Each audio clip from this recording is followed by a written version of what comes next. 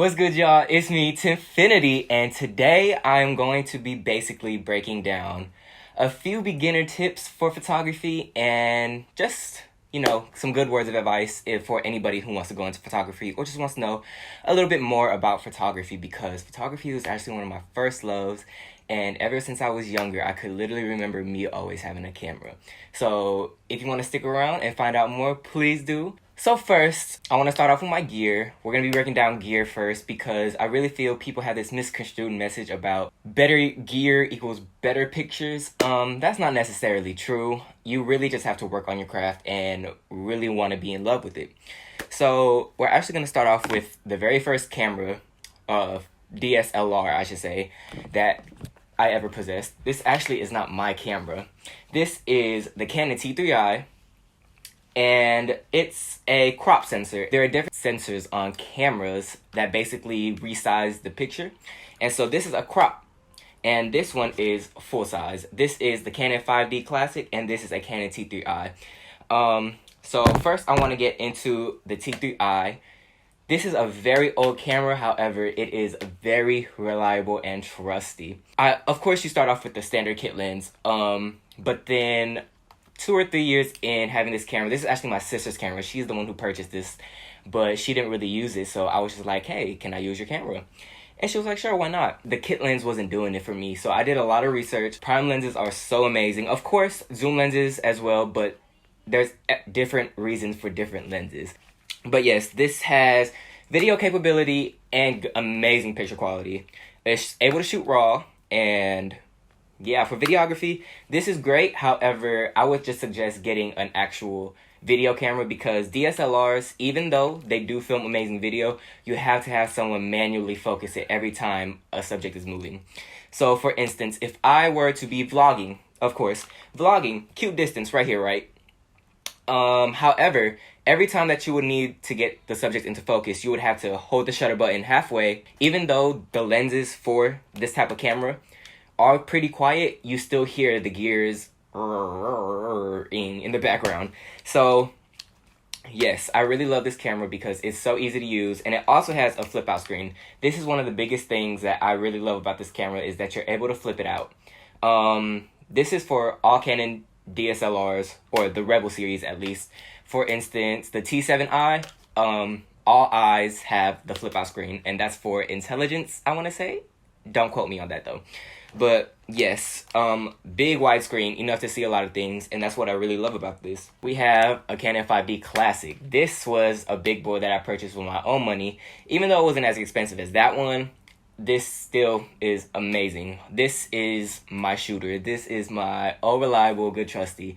A lot of the recent pictures that I've taken so far are with this camera. And really, this camera eats. This camera is a beast. So for photos, I really love taking pictures with this one because it's a full sensor, and full sensor, you're basically capturing more because the mirror inside of the camera is so much more bigger. The reason why I love this 5D so much is because it's literally one of the cheapest cameras because it's so old, but it's still so good. This came out in like 2002, and baby, we in 2020. Baby, the 2 and the O reversed, okay? But you guys want to note that different camera sizes do have different processing processes. Is that right? I don't know, but they are different. So for a full sensor camera, you're going to have a CF card. I actually do not know where mine is. However, a CF card is literally going to be a bigger SD card, and it's basically because it needs to download pictures onto the camera faster. So higher speeds on cards are so much better for cameras like that. And you're able to get faster pictures and faster shutters because it's downloading onto the card and it wouldn't have so many hiccups on the way. This right here on this camera right now is a 24mm lens, and it's amazing. It's made specifically just for crop sensor cameras for Canon. And you can usually tell because on the lenses, they'll have little slots for you to tell where to place the camera and turn it.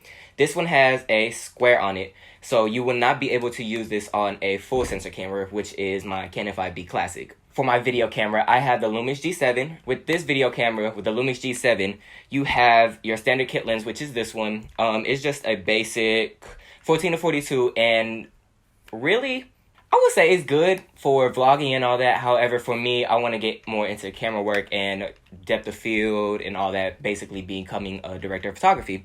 So this lens is good, of course. It's just a standard kit lens. However, I purchased an adapter for Canon lenses to be put onto a 4/3 camera.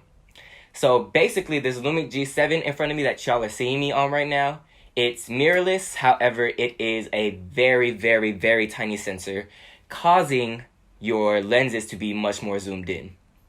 So right now, I actually have you guys hooked up with the adapter with a Sigma 35mm lens. Usually, you wouldn't want that much distance with a 35mm lens. However, since it is on a zoomed cropped sensor, then you're able to actually get more further away from your subject and still have that shallow depth of field. And that's what I really, really love about the Lumix G7, is that it's such amazing quality, and with the glass that you pair it with, bomb. So price ranges, this Canon T3i probably right now goes for like $200. You can probably get a T5i for $200, $250 as well. Go on eBay. eBay is amazing for camera equipment because a lot of people really upgrade their gear and are really just looking to resell it. That's where I got this Sigma 35mm lens, the Lumix G7, the Canon 5D Classic, this tripod y'all are on. Like, eBay is really the GOAT when it comes to camera equipment, because even though people are upgrading, people still understand that there are other photographers who aren't as rich, I should say. No. Who aren't, how would I say it? Advanced into the game, such as myself. So I'm really thankful for that. This Canon 5D Classic right here, it will probably go for $200 again. I got mine, actually, I lied, it'll probably be like $300 something dollars. However, it was one of the best, capital BEST, best investments that I made into my photography journey, because it literally leveled me up from a crop sensor to a full sensor. And there's nothing wrong with a crop sensor. However, the full sensor, you just get more, you have more of the oomph, if that makes any more sense. The colors look so much more better. The creamier background looks so much more better. You just have a wide range of view with it so much more. And so on it right now, it's just my 50mm lens, the Nifty 50. Literally another good investment on my camera. This was like $200. So basically, if you're wanting to start off photography with everything, you need to have at least $200, $300 to invest into a camera that you want. And you can use a standard kit lens. Nothing is wrong with having and using the standard kit lens. However, if you do want to become much more invested into your journey as a photographer or videographer, then definitely look into the different lenses and how they differ from each other. Because on this Canon 5D, this 50mm is actually a 50mm. And then if I were to use it onto the crop sensor, it will probably be around 70, 80-ish millimeters. And that would cause more of a zoom because it's the crop sensor. Y'all get what I'm saying now? Other lenses that I have for my cameras, there's that 24, the 50mm, and then the 40. So the second lens that this is actually the third lens that I bought for my camera. This looks amazing on the crop sensor because this is a 40, so it will probably be like a 60, but it's still so good. And you can use this on the full. I love using this on the full, however, it's not as sharp as I want it to be. So this one is really just like a backup lens that I really have. And it's a pancake lens too, so it's really easy to carry around. Like, I wouldn't mind taking this on a photo shoot with me because you literally can just slip this into your pocket and then have it with you. Another tip that I have for like photo shoots and stuff is really better to have your gear than to not have it. It's better to basically have all your gear just in case you want to get a different shot, further distance, closer distance, than not being able to have the versatility, you know? And so what I do is I mainly focus on portraits, and portraits are literally just photos of people, of course. And really, the reason why I fell in love with portraits is because you're really able to capture the beauty in everyone and really show everyone that, bitch, you look good. that you look good, okay? And it's really just boosting your self-esteem as well. If you are able to capture other people's beauty, then people will remember and notice that. Another lens that I have for my Lumix G7 is this tiny CCTV, like 35mm lens. And I actually kind of wasted my money on this because I don't really use this. So it has a manual aperture and a manual focus ring. And so basically what that means is that you're able to control the lens inside of here. Actually, you're able to control how much light is basically going through this lens. And I thought it was cool at first, but then it's kind of like a novelty lens for me because that 35mm on there is zoomed, but this one is the actual 35mm. And honestly, it's just not as sharp as I would like it to be. However, I would definitely use this for like a creative video and using it for B-roll. Another thing that you want to notice is you always want to make sure you always look at the reviews of your gear. Go to YouTube. If you're looking at, what would I say? For instance, this 50mm lens, go look at reviews. Even though they're old, they're still the same lens. Lens, over time, they're just lenses. The glass is still as well. The glass still works. So if you really want to invest, you want to make sure that all your gear is actually the gear that you want and the gear what you need to do with. Or let me say, how would I say this? You want to make sure that you're not wasting money on the gear that you think you might use it for rather than what you know you're going to use it for. The reason why I bought the Lumix G7 was because I wanted to do a lot more cinematography and a lot more like lighting things, a lot more videos that are just more artistic, I should say. Not artistic, but have more a little flair to it rather than the Canon T3i, because I don't know. The Lumix G7 is a mirrorless camera, and mirrorless cameras are amazing for video, basically. That's what I'm trying to say. And again, you want to make sure with all your gear that you know the nicks, the knacks, the kinks, the quirks, all that of your gear, because you really want to be able to master your craft and all of your gear as well, because in the field, you don't want to look unprofessional. Of course, there's people who are beginners, but you don't want to let other people know you're a beginner, you know? With the adapter, for my Lumix G7, it's an EO or a 4/3 to EOS. And what I didn't know was that these STM cameras, which is that 24, this 50, and this 40, they use basically electricity to focus. And with the adapter, it's basically not connecting to the camera, so you're having to manually focus it. Yes, you're able to manually focus it with this. However, the lens basically is not being charged to be able to focus. So these three lenses really are dead lenses for the Lumix G7 and the adapter. You really want to look into the ultrasonic motors for a lens if you're looking into that type of deal like I am. And recently, unfortunately, my 85mm 1.8, 2 point something, but it's right here. And yeah, I dropped it in Atlanta and the focus ring literally was jammed, so you literally couldn't focus it anymore. So I will be investing in another one of those because the depth of field that you get with it on this 4/3 camera, absolutely stunning. Like, it's so stunning, but you have to know how to work this camera. That goes with everything as well. You have to know what you're doing. You have to know your basic ISO, your apertures, all that. You don't want to get intimidated by it, though. That's another thing. If you're taking up another hobby or something, you can't get intimidated by the information. You have to be willing to learn. You have to be willing to know. You have to be willing to try. Everything that you create will not be the best thing that you create. That's one thing that I had to learn throughout my journey in Atlanta and here as well. Everything that I create is not going to be the best thing ever. However, I still went out and I still created because this is what I love doing, right? My sister actually bought me for Christmas like 2 years ago was this lighting set, and it's just a basic lighting set from Amazon.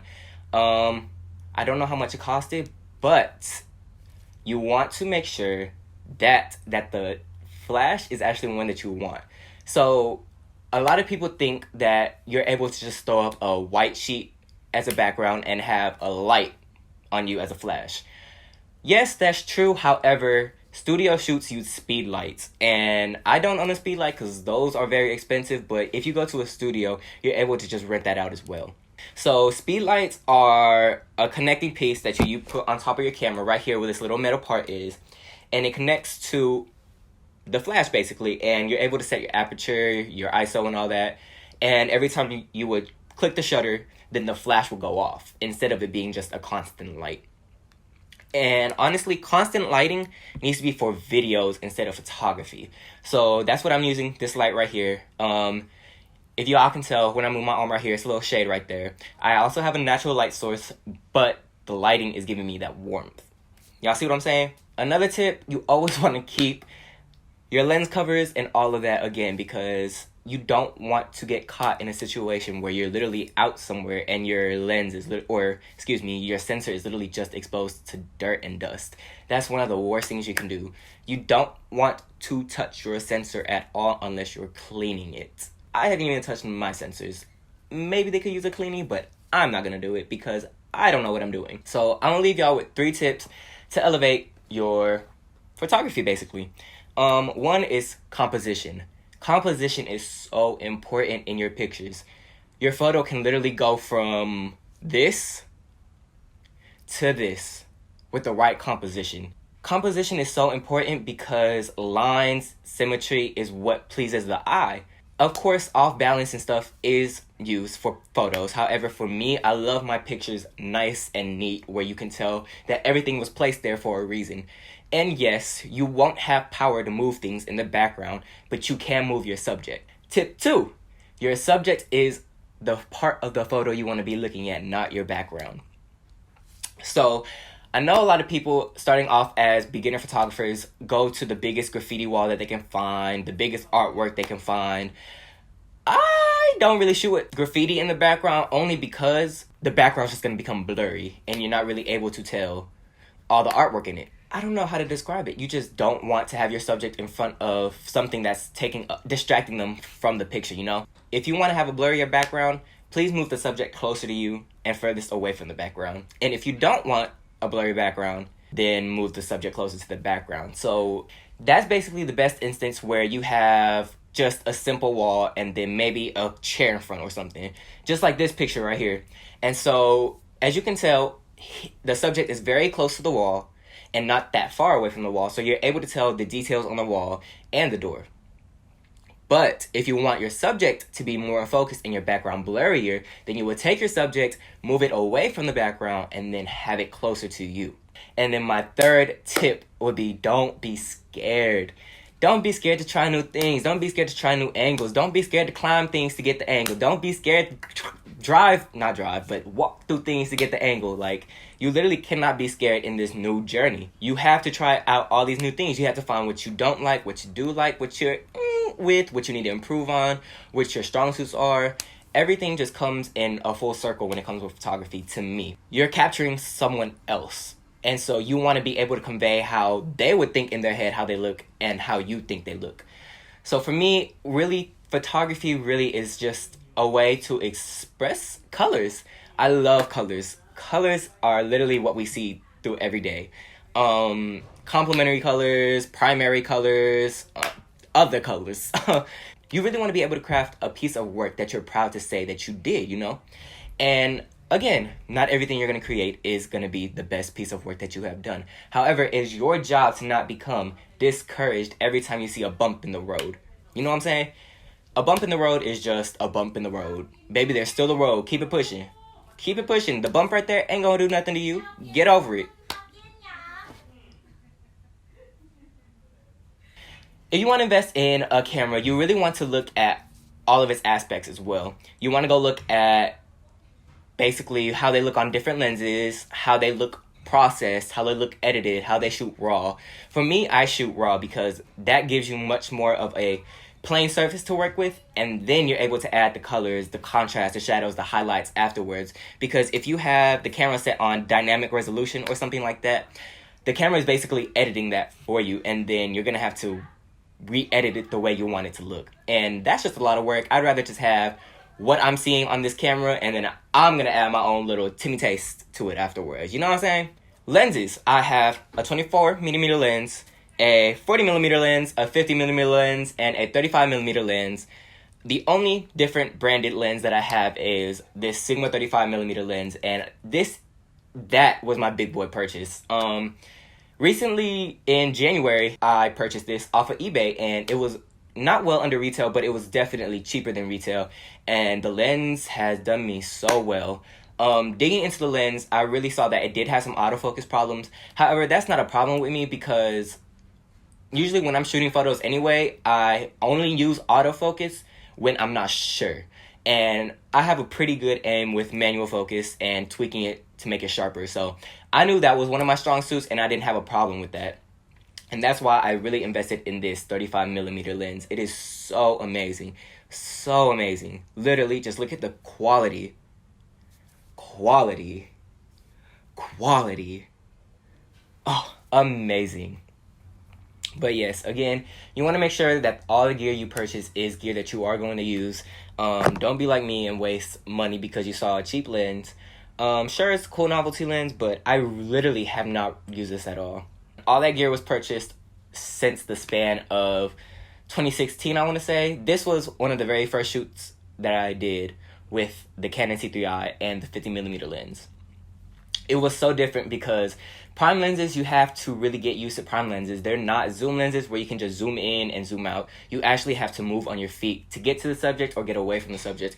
And that's another thing that I love about photography, is that it's such a hands-on experience. I'm a people person, and I really love interacting with my models or subjects that I'm taking photos with, because honestly, if you're not having fun on the shoot, then why are you there, you know? I really don't like it when photographers have this stuck attitude whenever they're taking pictures and they're just there to take the pictures, you know? You have to be a holistic photographer. You have to be a welcoming photographer, because some people aren't used to being in front of the camera. So you really want to make people comfortable in order to capture their best self. Really, you just want to become the best photographer that you can be. Don't get discouraged because you see other people progressing. You're still progressing as well. You'll get there. Trust me. If you stick to it, keep to it, just do it. You will get there. I know myself, I still am a beginner photographer. Like, I'm not going to call myself a professional. I'm not going to call myself the best, but I will say that I am a good photographer. I will, of course, market myself as an amazing photographer. You want to be able to be confident in yourself. That's another thing that you have to do in order to keep continuing to create art. You have to be confident in your art. So there you have it, you guys. You guys have had the rundown on my gear, a few tips for you to take along with you on your journey in creating beautiful, beautiful pictures and masterpieces. If you guys want to see more of basically me breaking down photos, videos, and all that, please let me know in the comments down below. Give this video a big thumbs up. You guys should follow me on Instagram, and that's where you guys can catch up with me all the time, because I'm usually on there. Swipe up on my stories if you guys have any questions. DM me if you guys have any questions for real, because I'm really open to teaching what I've learned, because honestly, if I had a teacher for the photography stuff, it would be amazing. So all this is self-taught. This is all a journey. And if you guys really do want to come along on this journey with me, just let me know. All right, y'all. Tinfinity is out. Have an amazing rest of the day, night, morning. I just want y'all to be amazing. But yeah, Tinfinity out.